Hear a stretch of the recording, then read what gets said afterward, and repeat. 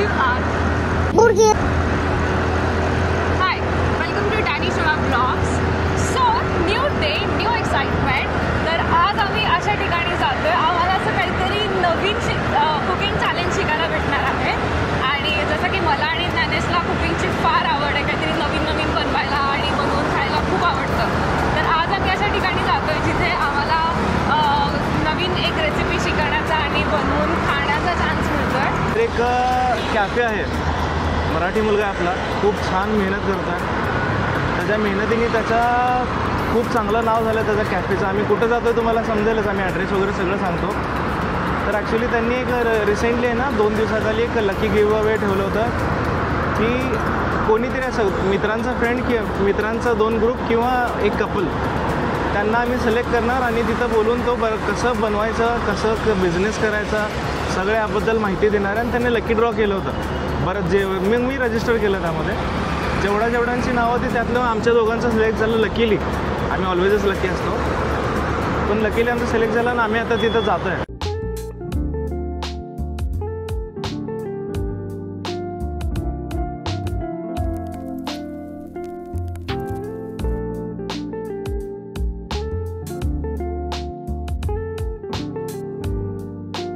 So आता मी त्यांच्याकडे जातो. ते फिटनेस एन्थुझियास्टिक्स आहेत.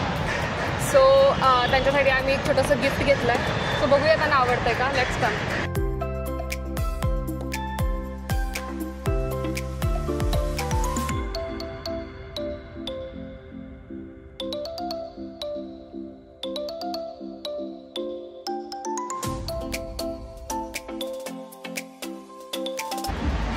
मस्त कॅफे आहे, विजिट एनी टाईम.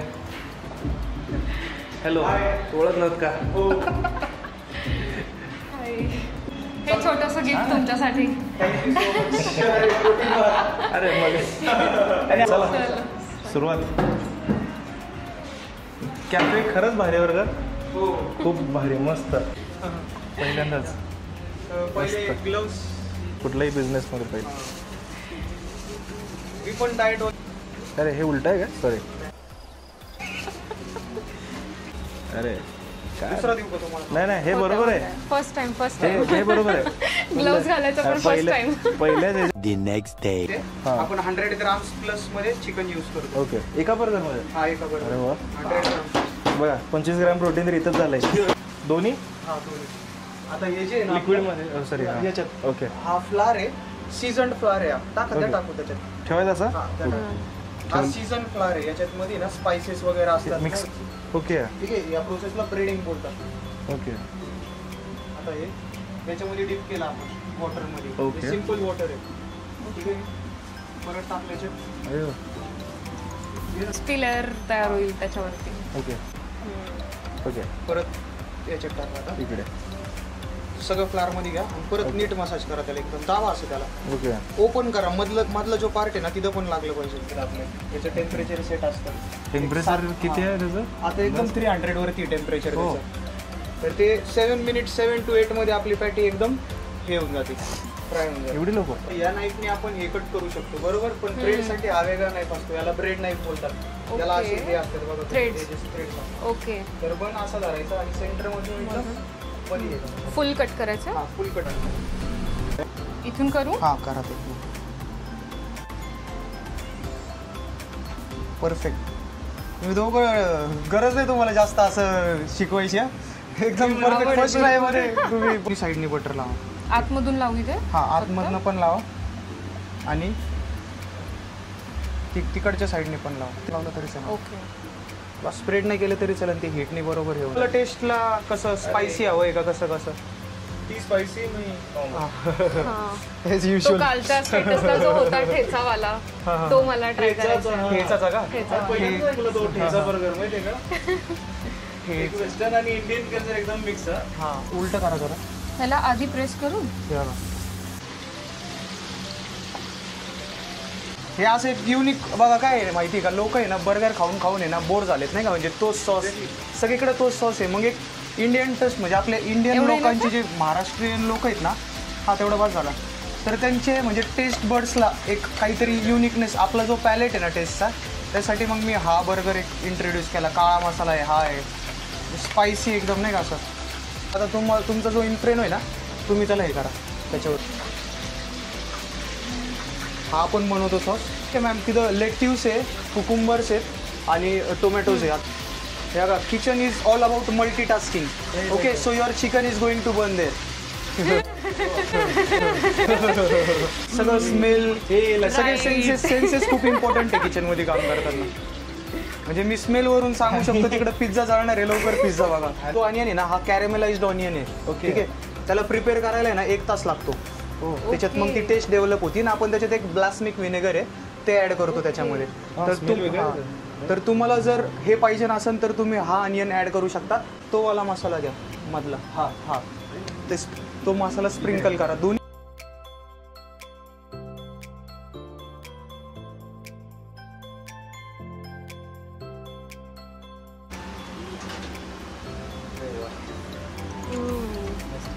हो ठेवा. हो झाली तरी पण परफेक्ट झाली.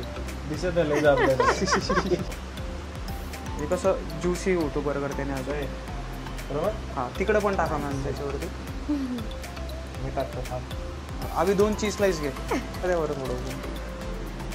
त्यांनी टाकली पण सर. असं फिरव. हा, तू त्यांचे व्हिडिओ नाही बघितलास येण्याआधी. मी व्हिडिओ बघून प्रो होऊन आले. हां, फिरवा त्याच्यावर बोल सर. हां, द्या तिकडं पण. एवढ्या हळू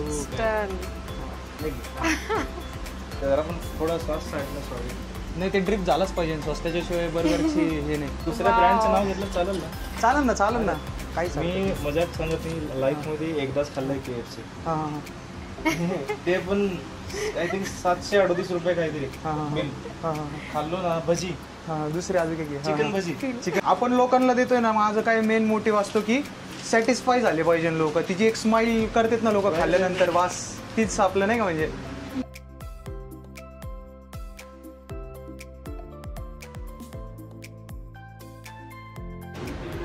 ठेचावाला आहे तो. तू खाणार आहेस? मी बनवलेला आता. येस. हा, नाही ते बनवलंयस तू. मी सांगते ना टॉपिंग वरून. सगळं झालं, आता गडबड करायचं नाही. फायनली टेस्ट करूया. तू कर आधी आणि सांग मला.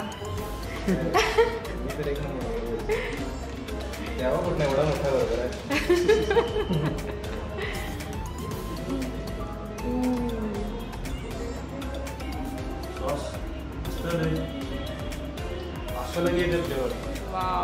ॲज ऑलवेज मला स्पायसी खूप आवडतं. सो मी येतानाच ठरवून आलेले की मला ठेचा बर्गरच खायचं आहे. तर मी आता ते ट्राय करायला जाते आहे.